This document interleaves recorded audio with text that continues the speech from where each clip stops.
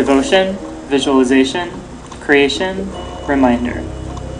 One can experience a full gamut of emotions from a singular piece of art. While this art may have familiar elements, ones that you have seen in similar paintings for as long back as you can remember, they may still take on a life of their own, being as unique and as original the 100th time you view it as when you did for the very first time. The art of visualization, then, comes as no surprise to be one of the most prevalent aspects of religious life around the world. Each religion has its own approach as to what is considered allowable and beautiful, with changes in styles and allowances evolving over time. Regardless, they are all meant to serve a religious purpose. In the tradition of Tibetan Buddhism, art exists in a context of impermanence. Thus, art is not meant to exist forever, and instead to serve a direct and influential point in the lives of those who created it or commissioned it. In particular, the genre known as Thangka is purely religious, a creation arising from the need to gain, to visualize, and to experience.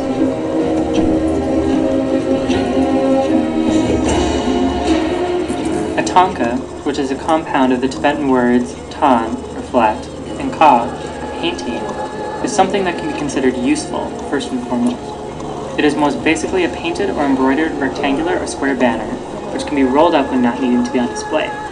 In this sense, it is an easily transportable and storable kind of scroll painting. The paintings themselves can be separated into several categories depending simply on how one prefers to proceed with the dividing. One aesthetic way is to do it by color, which has brought about 3 main classifications. The most common is multicolored, otherwise known as regular, and the other 2, much less common ones, are black and red. Despite the simplicity warranted by such a system, it is common to categorize thangkas by the kind of material being depicted. Depending on who one is talking to, there are different ways to go about doing this. One method is to divide into 3 categories. Ten is the Tibetan word for supports, are physical representations and embodiments of enlightened body, speech, or mind. The other 2 categories are didactic paintings and a miscellaneous category, which are depictions of sacrifices, poetical or productive diagrams, and others such as that. Finally, a last and arguably more naturalistic way to divide it is by content. This yields at least 5 basic categories. The first, historical or legendary representations. The second, representations of the spiritual succession and hierarchy. The third, representations of meditative contents. The fourth, mandalas and cosmic diagrams. And the fifth, visionary representations.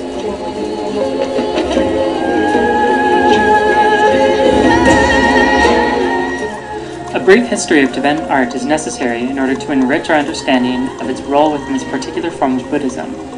It is difficult to give a precise history, however, simply because there are many theories and stories as to when a truly and definitively artistic tradition arose in Tibet. Beginning points range from its starting at the time of King Trisong Detsen, thus in the late 8th and early 9th centuries, but artwork that could be identified as something thangka has been established as coming from the 9th and 10th centuries. Artistic traditions, regardless, were in place well before the 8th century.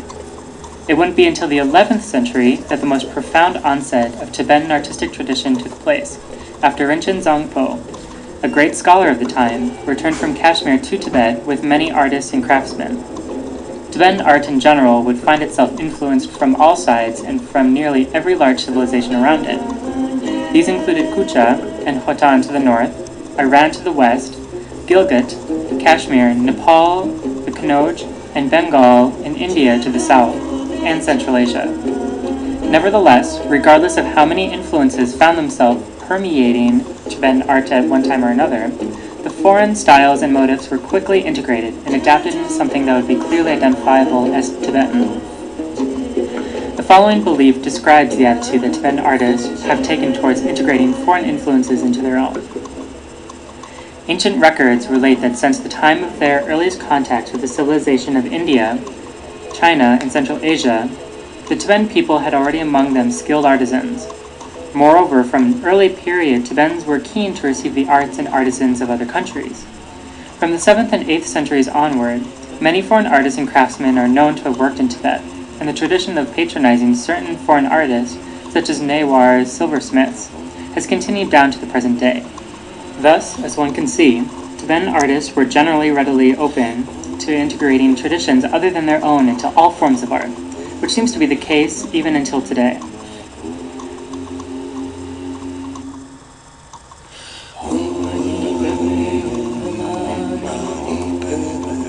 Like many paintings with a specific iconographic language, there is a veritable art to creating art.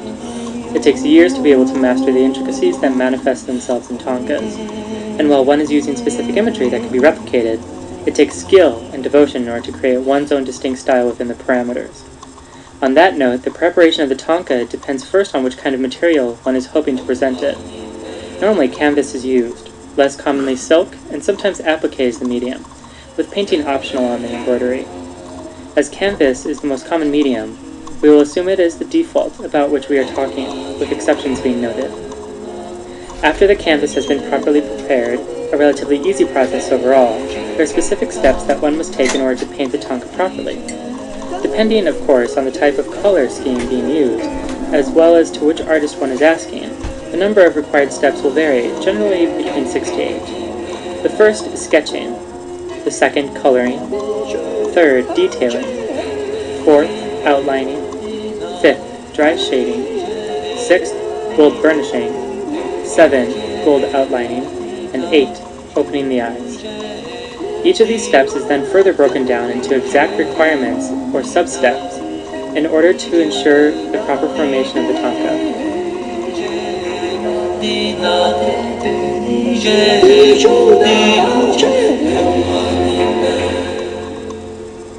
Iconography plays a key role in tankas. The most common images depicted on tankas range from Buddhas such as Shakyamuni and Amitabha to bodhisattvas such as Manjushri and Avalokiteshvara. There are many female deities such as the white, green, or red Tara as well. Another very popular image is that of the 16 Arhats, tutelary deities such as the 4 Lokapalas and the 8 Diamond Kings.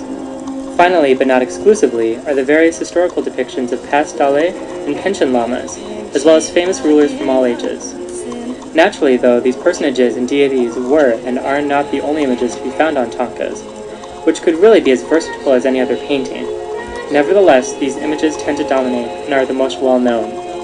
What is very interesting is that, despite previous description of the importance of following steps and regulations, there's a certain element of creative surrealism to tankas. It goes without saying that this surrealism is entirely intentional, and will be explained later on. The kinds of figures that are depicted on tankas can be categorized falling on a spectrum, with the two opposite ends being peaceful and wrathful. Thus, an image of a deity or personage can be one of the following. Peaceful, semi-wrathful, wrathful are depicted as another, more general, worldly image. Peaceful figures typically comprise of the Buddhas and the Bodhisattvas, as well as a majority of the worldly figures. The semi-wrathful figures can best be classified as the middle ground between peaceful and wrathful. They can be either male or female, either Ishtadevatas, Dharmapalas, or mundane beings. Wrathful figures, on the other hand, are generally Dharmapalas or Ishtadevatas in their wrathful form.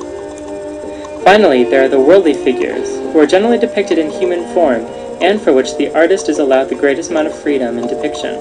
That is, there are less requirements or strict rules in how one is to depict a worldly figure versus a peaceful or wrathful figure.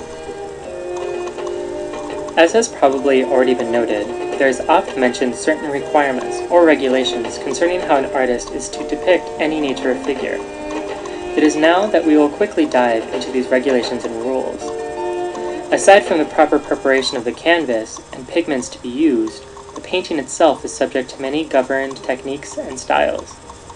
One of the most notable during the sketching process is accurate figure measurement. The need of accurate proportions was considered a skill that required months of intense practice and years to truly learn how to master. For a proportion figure would be just as displeasing as a disproportionate one if it was marked by overstructured stiffness, that is, an unnatural flow to the body. All of the measurements were based off the size of the face, called either shao, po, or cha-chen. The measurement of one face is then broken down into 12 units of cha-ten, which is then divided into 4 units of kong-pa, and then finally into 2 units of ne. This precise usage of measurements